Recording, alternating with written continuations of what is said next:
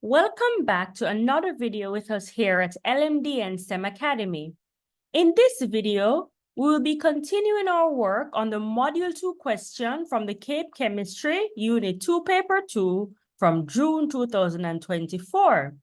So we're working on question 2, and now we're at 2C, which says that acetylsalicylic acid is a well-known drug that is commonly known as aspirin. To determine the concentration of acetylsalicylic acid in a sample of unknown concentration, a student ground 10 aspirin tablets into a fine powder and dissolved it in water to form a stock solution of 250 cm³ for titration. Thereafter, 25 cm³ of the solution was titrated with an excess of standard NaOH. The equation and the table below show the reaction between aspirin and standard NaOH, along with two possible titration options. So let's look at that now. So here's a table, right? You have two options here that they've provided, option 1 and option 2. In option 1, we can see that we have our acetylsalicylic acid being combined with 2 moles of sodium hydroxide.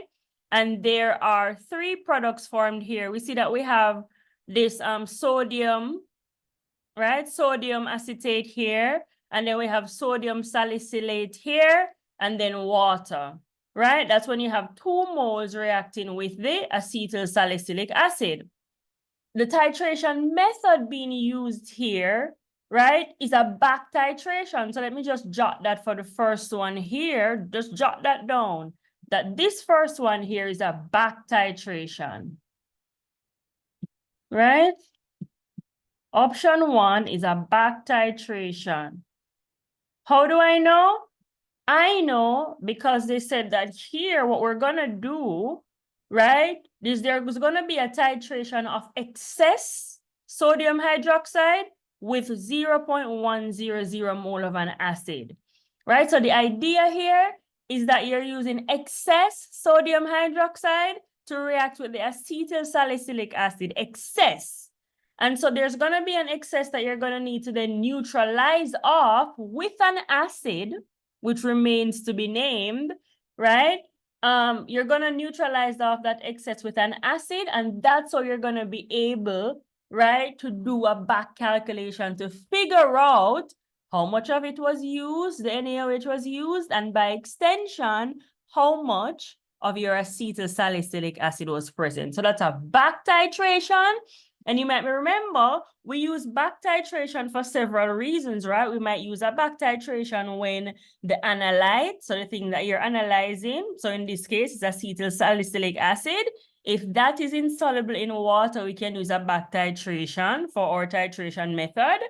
If the analyte is volatile, so it will like evaporate, we can use a back titration as well, right? If it's hard to distinguish the endpoint of the titration, we might use a back titration. So those are all the reasons why we might use a back titration. But it's important to note at this point that the first option that we're presented with is that of a back titration, right? Option 2 is a direct titration, right? That's direct. Now, we know that the direct one is not the best route to go here because acetylsalicylic acid is not very soluble, right? It's not soluble in water. So our best bet would have been to just select option 1 of the 2. But they're presenting both as viable options here. And option 2 is a direct titration in which we see that we have the acetylsalicylic acid, 1 mole of it reacting with a mole of NaOH, and that's just going to give us 1 product, right? And that is just the sodium salt of the acetylsalicylic acid, okay, and water. So that's all we have for this one. It's a 1-to-1 ratio. And for this particular titration method, as I said, this one is a direct method. So all you're doing is you're titrating your acetylsalicylic acid with NaOH. So in this particular method, this is what you have. You have your conical flask with your acetylsalicylic acid in it. And from your burette, right, you will be putting in your 0.10 molar of NaOH to neutralize that. That's all you're doing this one. Very direct titration. And of course, you have to figure out how much volume you used here and then go on with the calculation. But that's the direct titration. And the back titration method is that you did your titration, but you use excess NaOH. And so now here you're going to figure out the how much was in excess. And so you're going to titrate your excess. So this is your excess NaOH. That's going to be in your conical flask. In this particular case, it's going to be a basic solution down there. And you're going to be putting in an acid, right? You're going to be putting in some acid, right? An unnamed acid at this point. You're going to use that to neutralize off the excess NaOH and do your back calculation. So they actually told us that the concentration to use of this unknown acid would be 0.100 molar, right? So these are our two setup. This is our back titration setup where we're neutralizing excess NaOH. And then the direct titration where we're directly just dumping in NaOH on our acetylsalicylic acid to figure out unknown concentration. Okay, so these are the two options available here. And here down here, we have an equation to show us that in the first option, right, here's what's happening. We have 2 moles of NaOH reacting with the acetylsalicylic acid, right? One of the NaOH, or 2 moles of them, so 1 mole goes to deprotonating that H to give us that right there, right? And then the other mole, guys, goes to hydrolyzing this ester portion. So this is an ester portion, right? And this is a carboxylic acid portion. So the ester portion gets hydrolyzed rather. And now we have this phenol here representative of our alcohol. And then that salt of the carboxylic acid here and water. Okay?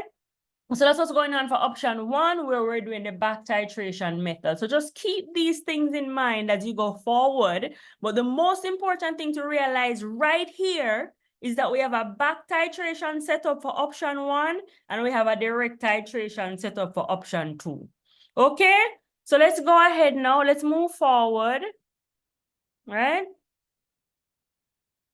So they're saying now, state which acid would be appropriate to use in option 1, right? Remember now, in option 1, this is where we're doing the back titration, right? And we're going to titrate that excess sodium hydroxide with 0.1 molar of an acid, right? Now that acid, we want to use an acid that can very, comfortably neutralize the NaOH. And that acid, more often than not, is HCl. So HCl will do a very good job of neutralizing off its excess NaOH, and that will enable us to proceed with our calculations, okay?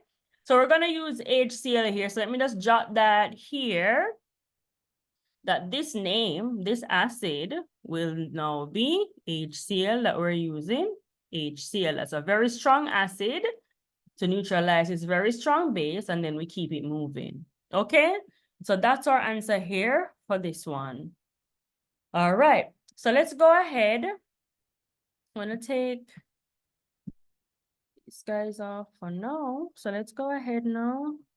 All right, let's go ahead now. So in the space below, we're supposed to draw the titration curve that will be obtained for option 1. Remember option 1, I'm gonna draw it again, right? Whenever we're being asked to draw a titration curve, it's always nice to have a visual of what's going on, right, in our titration. And I drew it earlier where I showed how in our conical flask,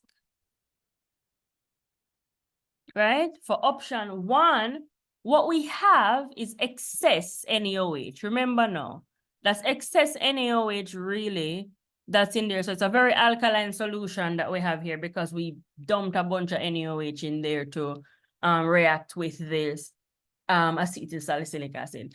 So then now, remember what we're doing here? We're going to come in with an acid, which we just said could potentially be HCl, right? So we're gonna come in from the burette with HCl into this to neutralize it. So the reason why I'm drawing this, the reason why it's important is if we are starting with the excess NaOH in our beaker, that's where our pH meter will be initially. So the reading that will be where we're starting on the graph from a pH standpoint is going to be around the pH of NaOH, which would be around 13. Right? So we're going to start somewhere up here. From a pH standpoint, we're going to need to start up here at the top, somewhere up here, okay? And after we've completely neutralized it now, we're going to be pouring in the HCl. So we're going to end up, so let me just put 13 here, and then we're going to end up in an acidic regime, a very strong acidic regime, so maybe around pH 1 or pH 2, right? And so you're starting your curve up here, you're going to come down, bam, and then level off here, okay? But it's important to know where we're starting and where we're finishing on the titration curve, and that is something that we will be able to know based on knowing what is our compound that's in our conical flask that we're starting with and what are we adding. We're starting with a base, so we're going to start the curve up here. We're ending with an acid, so we're going to end up down here, okay? That is our first option, or option 1. And if you notice on the x-axis, we see that this represents a volume of acid added. So it tells us that, yeah, we are in fact adding acid to our base. So we know we have to come something like this, right? So let us move ahead now. I'm going to just clear these drawings, these markings on the graph, and let's go ahead now to see what the graph turned out to be. All right, so here's our plot. Here's our plot now. We started around pH 13 because we only have excess NaOH initially, which is a very basic solution. So we start up here, we're adding acid, it gradually, you know, trending downwards. And then at around pH 11, we see that there's a sharp drop off, right? So we had just a little bit more acid and we see that there's a sharp drop off. And at around pH 2, right, we see that we start to like level off back until we reach to around pH 1. Down here, what we have? Mostly acid, right? And up here, what do we have? Just the excess NaOH. So that's reflected in the pH that we've drawn there. And that's how we would draw this titration curve. Those are the features that it has to have. 2 other points worth noting here is that in the region from pH 3 to 11, that's where we see that rapid, right? That rapid change in pH. And so that is our point of interest here. And right in the middle of that is our equivalence point. That's where we have molar equivalence of your NaOH with your acid. And that's right where that neutralization takes place, okay? So just keep that in mind. This is the bracket where we see the sharpest change, 3 to 11. That's very important for choosing indicators, okay? So this is our titration curve for option 1. So let's go ahead and move on to see the other part where they're asking us to draw the titration curve that would be obtained for option 2. Remember, option 2 is our direct titration approach, where we're titrating the acetylsalicylic acid with the 0.100 molar NaOH, right? So what does that mean? That means, right, that my acetylsalicylic acid is in my conical flask, right? So let me just use white to label that. That I have my acetylsalicylic acid in my conical flask, right? And to that, I'm going to add, it says titrating with, right? So I'm going to add that NaOH from a burette, right? So that is the 0.10 molar NaOH, and I'm going to add directly to the acetylsalicylic acid to figure out the neutralization point, and then I'll be able to do my calculation, okay? Again, just as before, I am starting with acetylsalicylic acid in my conical flask. And so my pH, what my pH meter will be reading initially, it will be an acidic pH. And because acetylsalicylic acid is a fairly weak acid, let's say the pH will be at around 3 when we're starting out. right? So we're gonna start this graph from somewhere down here, because that's what we're starting with.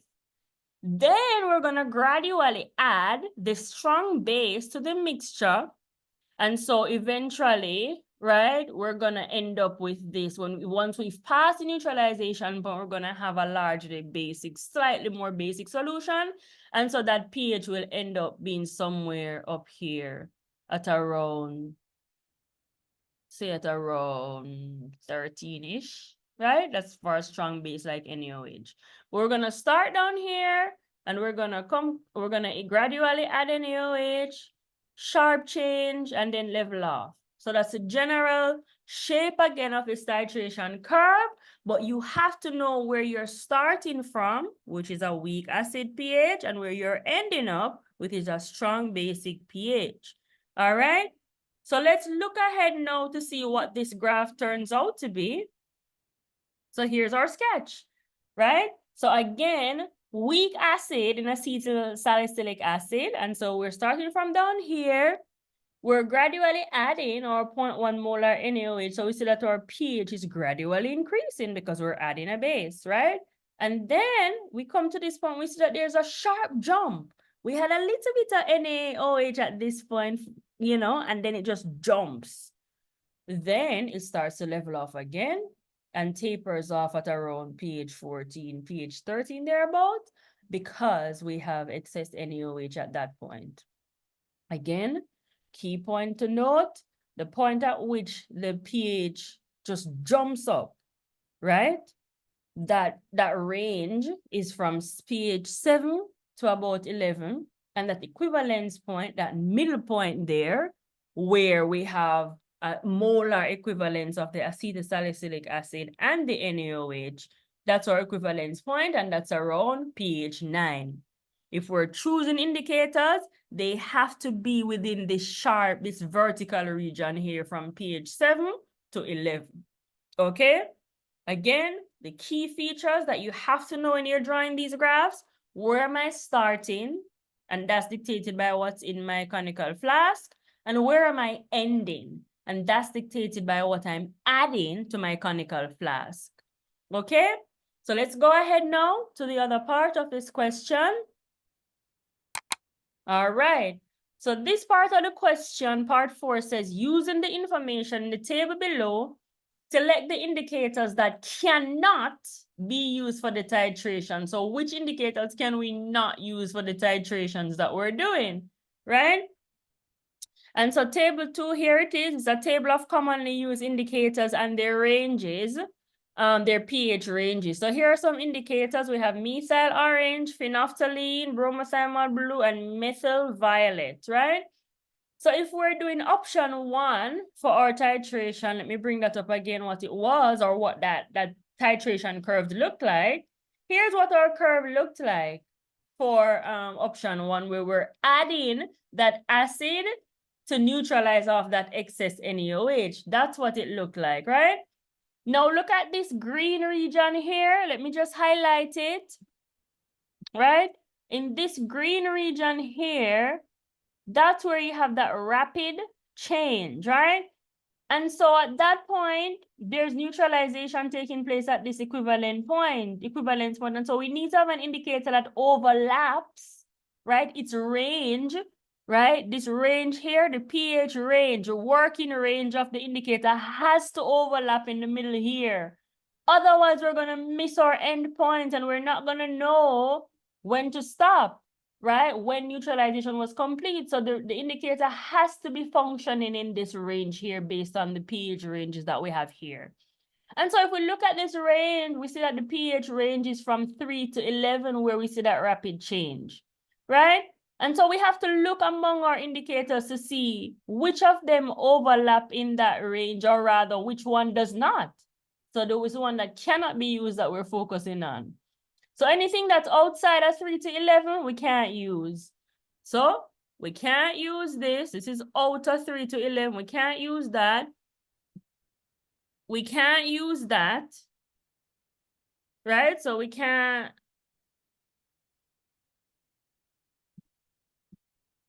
Anything that's outside of the range of 3 to 11, we cannot use, right? We need something that changes in this range. And so the 0.0 to 1.0 is clearly outside of that range. So that cannot work. Right off the bat, we can't use that. Everything else is fair game. Phenolphthalein is in the range. Bromothymol blue is within the range, and the methyl orange is also within the range, right? We can see it up to here. It is between 3 and 4.4, so we would see some kind of a change there. So these work, but we cannot use methyl violet because it's outside of the range where the pH changes rapidly. So here's our what we would submit, 1 mark each. Methyl violet we can't use, and again we said why, because the pH of the solution changes rapidly from 3 to 11. So we need an indicator that changes color within that range to know when we've reached the endpoint. Methyl violet changes between 0 to 1, and so it would not work. So methyl violet would not work for option 1. Okay, so let's clear that now and move ahead to the other part. The other part is asking us about option 2. Same indicators. Which ones can we not use, right? So we're going to bring back our plot again. So here's our plot. Remember what option 2 was? Option 2 was the direct titration where we were adding NaOH to our acetylsalicylic acid, right? And so again, let's zoom in on this green region here where the pH changed rapidly and then the equivalence point was in the middle, right? What we notice here is that the range was from 7 to 11. So in this range here, that pH range, our indicators have to work in that range. Otherwise, we're not going to know when to stop the titration. So we need indicators that work in between 7 and 11. That's going to be very accurate for us. And so immediately we look here, we see that methyl violet lies outside of that 7 to 11 region, so we can't use it. Bromothymol blue, it's on the edge, right? It's like 7.6. That's when we've just changed, and that's where it ends. And so we can't use it. We would miss our equivalence point. So we can't use bromothymol blue, right? Methyl orange, we can't use because methyl orange changes down here. And this is the sharp region where we want to capture. So we can't use methyl orange either. But we can use phenolphthalein, which is from 8.2 to 10. It's within that region. And so we can use phenolphthalein. So there are 3 here that we cannot use for option 2. And so here are the writings for that. Methyl violet, methyl orange, and bromothymol blue cannot be used because they are outside of this range here where we see that rapid change. And so we can say that as seen in our titration curve, the pH of the solution changes rapidly between 7 and 11.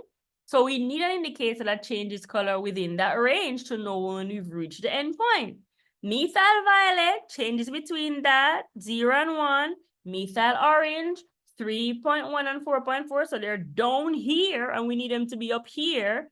And bromothymol blue is between 6 and 7.6. Not enough for us to capture that change and that equivalence point, right? And so they would not work for this titration. The only one is phenolphthalein. All right? So let's clear this and go ahead. All right, so here we are. We're at part 5. Part 5 says the titration results obtained from option 2 are listed below. Option 2, remember, was our direct titration option, right? That was our direct titration option, right? And these are the data that we obtained from that. So we're being asked to complete the table by filling in the spaces, right? Remember what this was. I'm going to draw it again for the direct titration. Here's my conical flask. In my conical flask, I had my acetylsalicylic acid.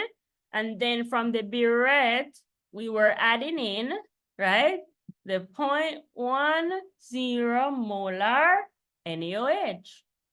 So that's our option 2, direct titration, right? So what we're seeing here is the final reading that was on our burette after we completed the titration and the initial reading that was on the burette, so we know where we started. And so we have 3 readings of that. And so if we have to find the titer, like what volume did I actually pour in to neutralize the acetylsalicylic acid, I have to subtract them, right? I subtract the initial from the final. And then I'll have my titer, and then the mean, I'll just average the 3 to get the mean. Okay, so here it is. just a more simple subtraction. I get these values here, 1, 2, 3 values. I average the 3 of them, and this is my mean titer. And so we've completed this table, right? So let's go ahead and see what else is being asked in regards to these data. All right. So, just take this off and now, but I'm going to leave the picture up. It's always nice to have that imagery there as we're doing calculations. So here is part 6. Given that the stock solution of 250 cm cube contained 10 tablets, use the information in C part 5, so the value that we just got, to calculate the number of milligrams of aspirin contained in a titrated volume of 25 cm cube of aspirin.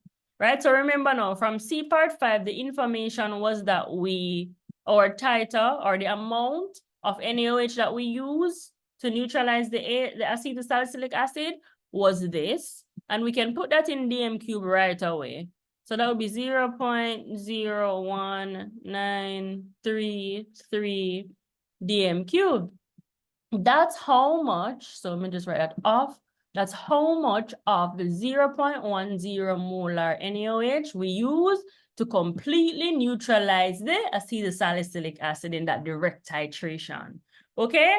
So again, just a quick refresher for option 2, because this question is about option 2, the direct titration. In option 2, we had the acetylsalicylic acid, 1 mole of it, reacting with a mole of NaOH.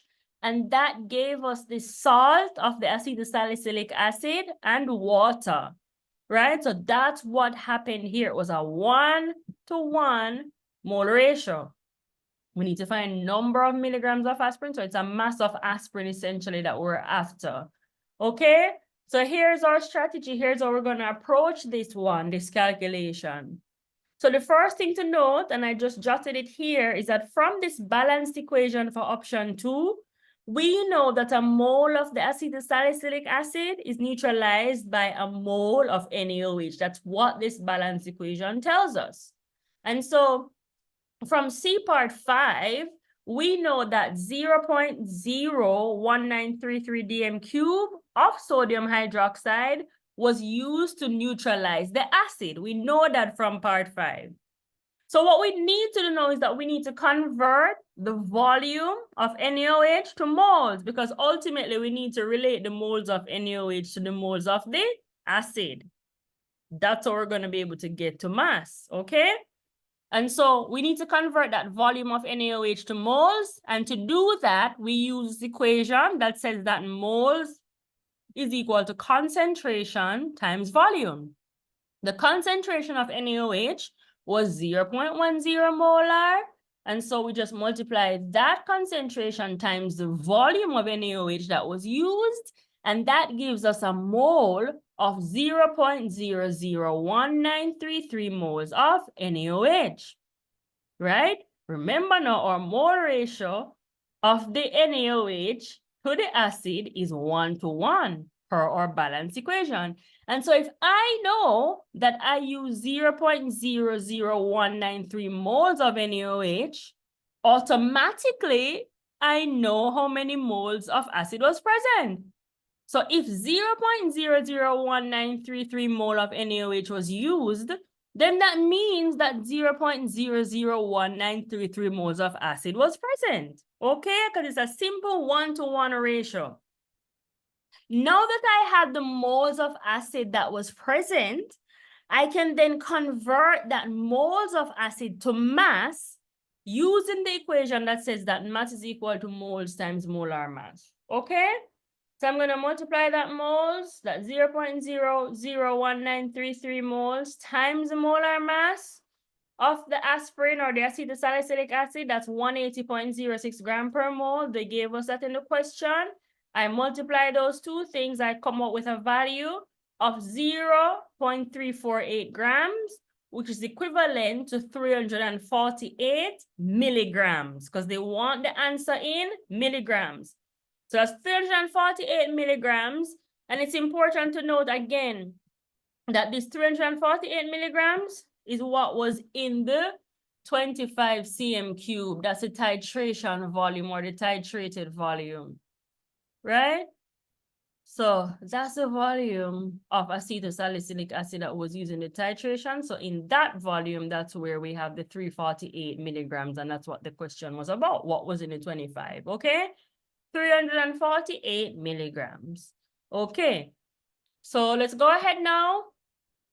So that was part 6. So let's see what part 7 is asking. Part 7 says that the ingredient table below lists the milligram quantities of aspirin in a single tablet. So in a single tablet, what the table is saying that in one tablet, one single tablet, you have about 285 to 315 milligrams of acetylsalicylic acid or aspirin in one tablet, right? One single tablet. So the question is saying that based on the findings in C part 6, state whether the information in the table above is accurate and give a reason for your response, right? So here's how we're going to approach this now. Remember, from the beginning of the question, we were told that there were 10 tablets, right? 10 aspirin tablets that were grounded up, and those were used to make the stock solution, which was a 250 cm cube stock solution, right? Remember now, for the titration, we took out 25, so we actually used 25 cm cube for the titration. The direct titration that we just did the calculation for, it was 25 cm cube.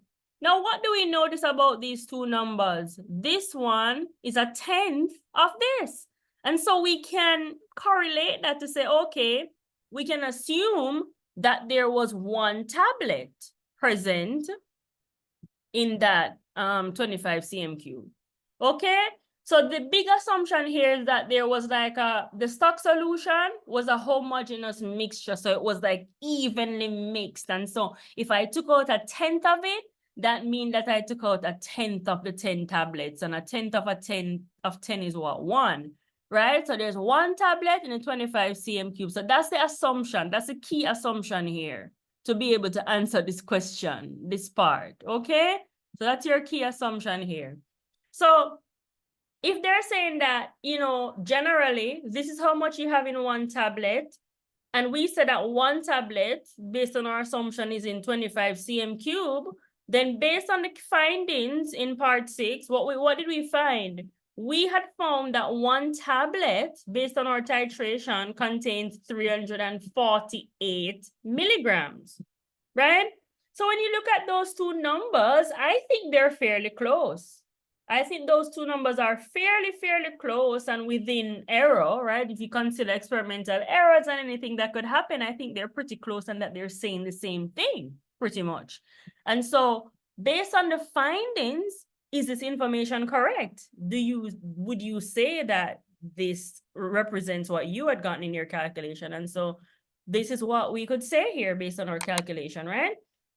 The information in the table above is accurate. Though the titration calculations revealed a value of 348 milligrams, that is still fairly close to that in the table. The results of the titration might have been what it is, so the 348 slightly higher, due to experimental errors that may have been introduced when grinding the 10 tablets and then dissolving in water to create that stock solution. So there might have been some error introduced in this grinding step. Right, and why is that? We know that aspirin, we said this earlier, that aspirin is not the most soluble in water, right? And so as a result of that, the stock solution might not have been perfectly homogeneous, right? So this was the assumption that we made. It might not have been perfectly homogeneous or well mixed out or well dissolved out because aspirin does not dissolve in water well. And so you can imagine that if you take out a 25 cm cube, perhaps that 25 cm cube has slightly more than 1. And so that's why you have slightly more than what they presented, right? And so these are things to think about. Why might the values be different? But I think all in all, they're fairly close. And so we can say, yes, this information is in fact accurate. Okay? And so with that, we've come to the end of this question. Definitely give this video a like, subscribe to the channel, and if you look on the left here, you'll see the next video up. And if you look on the right here, you'll find our Module 2 playlist with tons of interesting content that will be helpful in getting you prepared for your exam. So, thanks for watching, and we'll see you in our next video.